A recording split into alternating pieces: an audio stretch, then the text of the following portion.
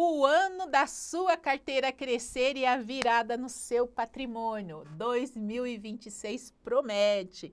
E me conta aqui, você já está fazendo os cálculos de como você pode potencializar os seus ganhos?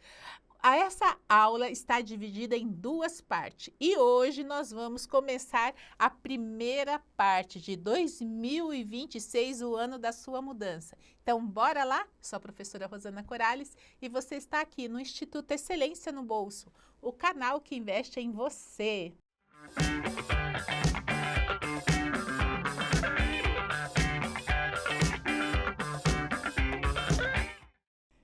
Tá chegando aqui de paraquedas, então não deixa de se inscrever no canal e ativar o sininho das notificações para ser avisado de cada novo conteúdo. E sim, gente, 2026 não é uma promessa para chamar vocês para assistir o vídeo e não ter mudanças. Eu vou contar para vocês que isso acontece comigo todos os anos. É verdade, acontece todos os anos. Sabe por quê? Porque cada ano abre-se oportunidades diferentes. E às vezes a gente não percebe essas oportunidades que aparecem. Então, eu disse para vocês lá no início que nós vamos dividir essa aula em duas partes, né? Então, hoje nós vamos mostrar para vocês, então, por que é o ano dos investimentos, o ano de 2026. Justamente porque nós estamos, né, com uma volta, vamos dizer assim, que a economia no país volte aos trilhos. Como assim, prof? Então, eu te explico. Nós tivemos, nos últimos 12 meses, uma briga constante com a inflação, né? Então, ela começou como assim, né? Quer dizer, os produtos muito caros, o dinheiro muito caro, as dívidas aumentando, inclusive a do próprio país, né? Nós batemos o recorde de dívidas e agora nós estamos naquele momento que subiu, toda a ladeira chegou no pico. E a gente começa a descida. E o que significa isso? Significa que a Selic voltando, a inflação voltando aos eixos, ou seja, uma inflação controlada na casa, né, no que foi previsto pelo Banco Central, o que acontece? A Selic diminui, ou seja, o seu dinheiro começa a valer mais, a taxa de juros volta a patamares confortáveis e, com isso, novas oportunidades no cenário. Então, isso não é um jogo de búzios, não é um alinhamento dos astros, tem gente que brinca com isso, né? Isso nada mais é do que a Selic vai arrefecer e vai começar a queda. E isso pode trazer para você, sim, grandes diferenças. E quem diz isso não sou eu, é o Banco Central. Então, estou mostrando aqui para vocês na telinha, né, o IPCA e a meta para a inflação em 2026. Então, vocês viram que eu tirei o print aqui bem marcado? Maio de 2026, o Focus mais recente, que é a reunião, né? Trazendo 3,68. Gente, é muito, né? Seria muito bom que chegasse nisso. Eu desconfio, mas é a meta, gente. E aqui nesse gráfico você vai ver, né? Nós chegamos nesses patamares de 10, né? E agora, né, em novembro, nós estamos por aqui. Então, olha, muito perto do que vai ser 2026. Né? Aqui temos novembro de 2025, novembro de 2026 e eu devo ter tirado aqui, ó, mais ou menos o print, maio, né, de 2026. Então, o que significa para nós? Significa que se nesse momento eu tenho essa informação, eu vou buscar ativos que vão me manter quais ativos? Então, o primeiro deles, fundos imobiliários. Como assim, prof? Então, eu vou dizer para você, os fundos imobiliários, ele é o queridinho da renda variável. Por quê? A renda variável, ela está nesse momento muito valorizada, porque o mercado ele já precificou que a Selic vai cair a partir do ano que vem e o Ibovespa bateu o recorde, né? 160 pontos, né? E a gente acreditando que no final do ano ia chegar nos 140. Mas não, ó. Foguetinho para cima. E os fundos imobiliários e as ações, elas trazem agora, nesse momento, essa grande oportunidade. E nos fundos imobiliários, você tem que saber que existe fundo de papel e que raio que é isso, né? Fundo de papel, né? Então, eu já explico para vocês.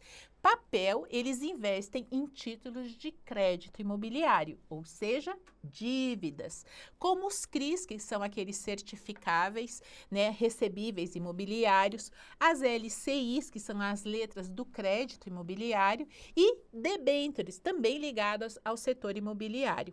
Então, a renda desses fundos vem dos juros pagos por esses títulos, que geralmente são corrigidos por dois índices, ou pelo índice do IPCA ou pelo índice do CDI, ou alguns fundos trazem até os dois, né? Colocam os dois ali. Então, o que é bom desse fundo imobiliário? É justamente isso, garantir uma renda mensal. Você precisa de pôr fundo na sua carteira que te paguem todos os meses. Então, a característica dos fundos imobiliários é trazer aquele dinheirinho pingando todos os meses na carteira. E depois me deixa aqui nos comentários, você já tem fundos imobiliários na sua carteira? Beleza, isso aí, se você tiver. Então, eu trouxe o de papel, mas no mundo dos fundos imobiliários existe uma segunda nomenclatura que não é só papel, é tijolo. E o que são os fundos de tijolos? Então, são fundos que investem diretamente em imóveis físicos. Então, isso vai incluir os shopping centers, os escritórios corporativos, aqueles baita galpões logísticos que tem nas estradas, hospitais, lajes comerciais, agências bancárias, ou seja, é mais tangível, você olha ali, você consegue pegar, né? Tá ali a entrada no imóvel. E com a mesma função que o outro fundo de papel, ele também vai garantir para você uma renda mensal, que você precisa de fundos que te pagam todos os meses. Então, com esses dois ativos diferentes, você já consegue montar uma carteirinha. E você não precisa de muito não, gente, né? A gente tem hoje no nosso mercado fundos imobiliários com R$10, né? Que a gente chama base 10, base 50, base 100. E aí facilita a sua vida. Então, todos os meses você vai lá e compra uma cota de tijolo, uma cota de logística, uma cota de shopping, e aí você vai diversificando. Para o início, começa com 1 e 2, né? Um de tijolo, um de papel, e já vai fazendo isso. Mas aí você pode me perguntar, e por isso eu trouxe para você. Isso é verdade mesmo? E aí eu trouxe, se você nunca viu, um resuminho da minha carteira junto com os meus fundos imobiliários. A média mensal dos últimos 12 meses, ela me trouxe o total da carteira de R$ 5.320,90, só de pagamento de fundos imobiliários e também de ações, porque aqui eu não separa, né? Vem os proventos mais os dividendos. Então, isso alavanca o seu poder de compra. E aí você traz mais dinheiro para a sua carteirinha, né? Para o seu momento. Outro ativo de 2026 que não pode faltar na sua carteira: Tesouro Direto, os títulos públicos. Mas por que, Rosana, títulos públicos, né? Primeira coisa, a liquidez dos títulos. Quando você investe num título público, você tem disponibilidade e segurança de que, caso você precise vender antes do vencimento, o próprio Tesouro vai recomprar o título de você e você vai ser pago com o valor do dia. Então, isso é uma coisa que você tem que ter claro na cabeça.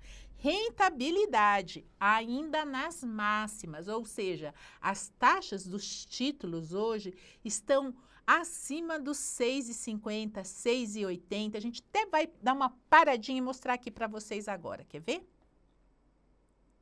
Pronto, aqui está.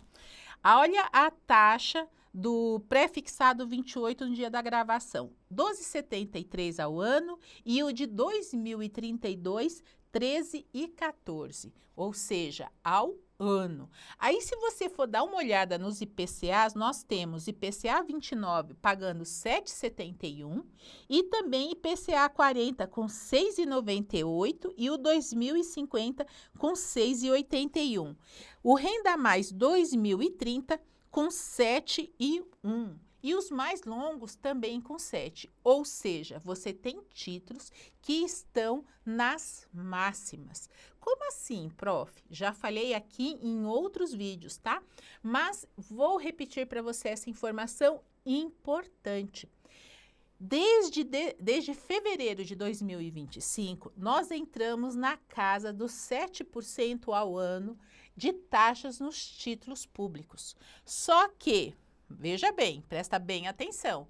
Em 2024 para trás, as máximas no Tesouro eram 6% ao ano.